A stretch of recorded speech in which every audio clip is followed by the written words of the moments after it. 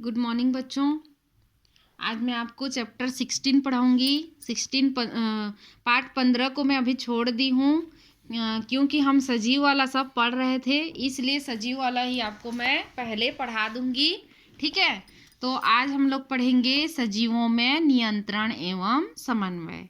सबसे पहले तो देखिए कि हमारे शरीर में बहुत सारी क्रियाएं होती हैं, जैसे हम चलते हैं, सांस लेते हैं, भोजन पचता है, हम गति करते हैं, सूंघते हैं।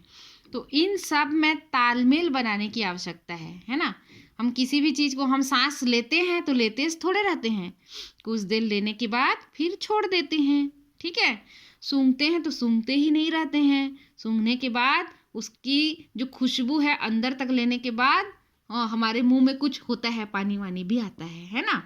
तो इन सब चीज़ों के देख रेख के लिए हमारे शरीर में क्या होता है, नियंत्रण और समन्वय की आवश्यकता होती है। ठीक है, जैसे हम पंखा चलता है तो पंखा को कहाँ से कंट्रोल करते हैं, उसकी स्विच से। टीवी चलता है तो कहाँ से कंट्रोल करते हैं उसको, रिमोट से। ठीक है, तो वैसे ही हमारे शरीर में किसी भी काम को होने के लिए जहाँ से कंट्रोल होता है, ठीक है, वो दो चीज़ से होता है।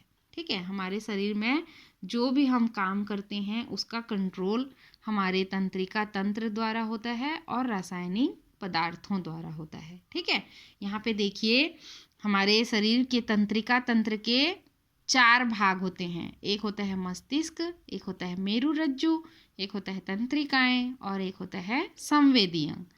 देखिए यहाँ पे देखिए, हमारा मस्तिष्क तो हमारे खोपड़ी के अंदर रहता है, सबको पता है। ठीक है, वहीं पे कपाल, हमारे खोपड़ी की तंत्रिकाएं भी जुड़ी रहती हैं। फिर जो हमारा जो पीछे जो रीढ़ की हड्डी होती है उसको कहते हैं हम मेरुरज्जु कहते हैं। फिर ये जो मेरुरज्जु से बहुत सारी जाल जैसी धागे नुमा संरचनाएं होती है उसको क्या कहते हैं, तंत्रिकाएं कहते हैं। तो हमारे शरीर में मस्तिष्क का क्या काम है, यहाँ पे देखिए, यह हमारे शरीर का कोमल और महत्वपूर्ण अंग होता है जो खोपड़ी के अंदर सुरक्षित रहता है। इसका काम है बोलना, सुनना, पहचानना, स्पर्श, स्वाद, गंध आदि की क्रियाओं पर नियंत्रण रखना, याद करना भी है ना। हम किसी को देखे रहते हैं तो जल्दी से भूलते नहीं हैं, ये भी किसके द्वारा कंट्रोल में होता है, हमारे मस्तिष्क के द्वारा। ठीक है, हम कुछ भी बोलते हैं, कितना बोलना है ये हमारा मस्तिष्क कंट्रोल करता है। हम सुनते हैं, कितनी आवाज़ को सुन सकते हैं, ये भी हमारे मस्तिष्क को पता है। ठीक है, ज़्यादा आवाज़ होता है तो अपने आप हमारे हाथ कान तक चले जाते हैं ना। तो ये सब मस्तिष्क का काम होता है कि इन सब क्रियाओं को कंट्रोल करना। ठीक है, उसके बाद है मेरुरज्जु। मेरुरज्जु देखिए यहाँ पे दिया हुआ है, हमारे शरीर में ये जो है खोपड़ी के अंदर ये मस्तिष्क रहता है। इसका जो आखिरी वाला भाग होता है वो बेलनाकार हो जाता है, जिसको हम क्या कहते हैं, मेरुरज्जु कहते हैं। मेरुरज्जु की का काम होता है हमारे शरीर में होने वाले परिवर्तनों की जानकारी प्राप्त होती है। कैसे प्राप्त होती है ये जानकारी, उसको हम देखेंगे कैसे ये होती है। ठीक है, बस यहाँ पे आप याद रखना कि रीढ़ की हड्डी की नलिका में ये सुरक्षित रहता है। जो हमारी रीढ़ की हड्डी की जो ये नली होती है इसी के अंदर ये सुरक्षित रहता है और यह हर हिस्से से, तंत्रिका के द्वारा हर हिस्से से शरीर से जुड़ा रहता है और हमारे शरीर में जो भी परिवर्तन होता है उसकी जानकारी हमारे मस्तिष्क तक पहुँचाता है। ठीक है, तंत्रिकाएं जो होती हैं यहाँ दिख ही रहा है, जाल जैसा पूरा हमारे शरीर में फैला हुआ है और शरीर के प्रत्येक भाग को जो है मेरुरज्जु और मस्तिष्क से जोड़ती है। तंत्रिकाओं का काम है कि जो हमारे शरीर का, जैसे ये पैर का हिस्सा है, ठीक है, ये पैर का हिस्सा कहाँ से जुड़ा है, सबसे पहले यहाँ रीढ़ की हड्डी में क्या है, मेरुरज्जु है और मेरुरज्जु किससे जुड़ा है, हमारे मस्तिष्क से जुड़ा है। तो तंत्रिकाओं का काम है कि हमारे शरीर के विभिन्न भागों को मेरुरज्जु से और मेरुरज्जु से लेकर मस्तिष्क तक जोड़ना।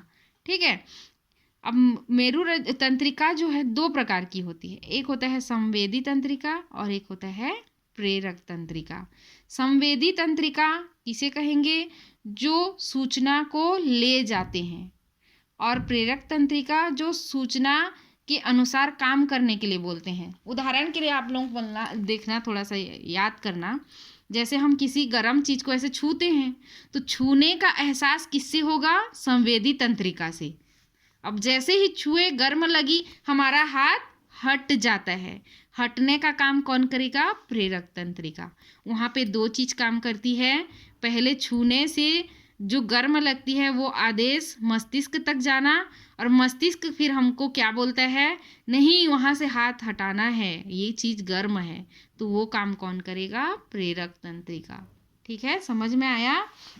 यहाँ पे देखिए हमारे सामने कुछ कुछ परिस्थितियाँ आती है। जैसे धमाके की आवाज़ से हम चौंक जाते हैं, उसमें उद्दीपक और अनुक्रिया होती है। ठीक है, उद्दीपक किसे कहते हैं? जो हमारे आसपास होने वाले परिवर्तन होते हैं उसको हम उद्दीपक कहते हैं, और उसके अनुसार हमारे शरीर में होने वाली प्रतिक्रिया को अनुक्रिया कहते हैं।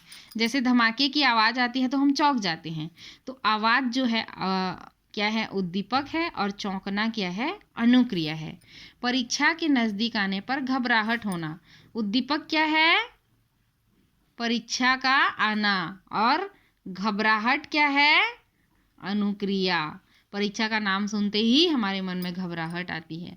ठंड में ठिठुरना, ठंड क्या है? उद्दीपक है। ठिठुरना क्या है? अनुक्रिया है। ठंड लगते ही हम ठिठुर जाते हैं। मनपसंद भोजन देखकर मुंह में पानी आना, भोजन क्या है? उद्दीपक है। मुंह में पानी आना क्या है? हमारी अनुक्रिया है ना? आवाज़ की दिशा में गर्दन घुमाना, यहाँ भी क्या है? आवाज़ क्या है? हमारा उद्दीपक है, और उस दिशा में देखना या गर्दन घुमाना वो क्या है? अनुक्रिया है। ठीक है, तो आज हम लोग क्या इतना ही पढ़ेंगे। कल मैं आपको और ज़्यादा पढ़ाऊंगी प्रतिवर्ती क्रिया, फिर हम उसके बारे में पढ़ेंगे। नियंत्रण और समन्वय को आप लोग लिखिए। ठीक है, इतना दूर तक लिखिएगा, फिर मैं आगे आपको ये वाला चित्र को बना लेना आप लोग। ठीक है, फिर बाकी मैं नेक्स्ट क्लास में पढ़ाऊंगी।